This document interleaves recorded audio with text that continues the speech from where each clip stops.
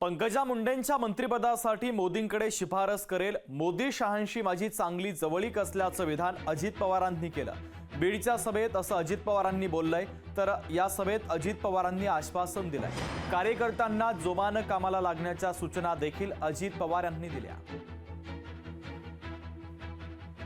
आणि आता आपली मोदी साहेबांची आणि अमित भाईंची फार चांगली जवळीक झाली. त्याच्यामुळे मी त्यांना सांगेन, आता पंकजाताई निवडून आल्यानंतर तो मोदी साहेबांच्या मंत्रिमंडळात पंकजाला घ्या अशी शिफारस अजित पवार करेल.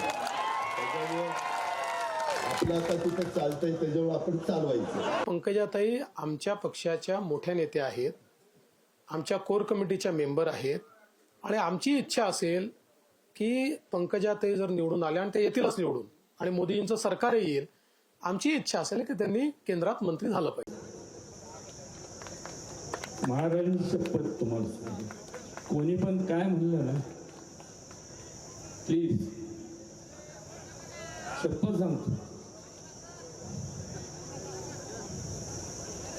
तिला देणार नाही.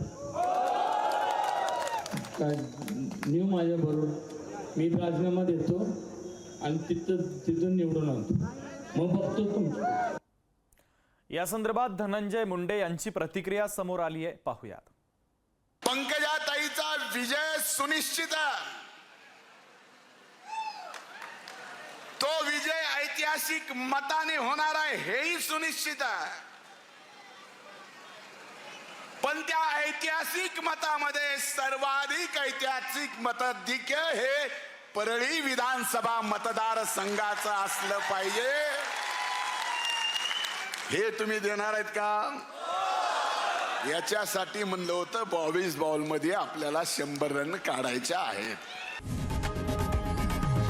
लोकशाही मराठी ऐका, पहा, जागरूक रहा.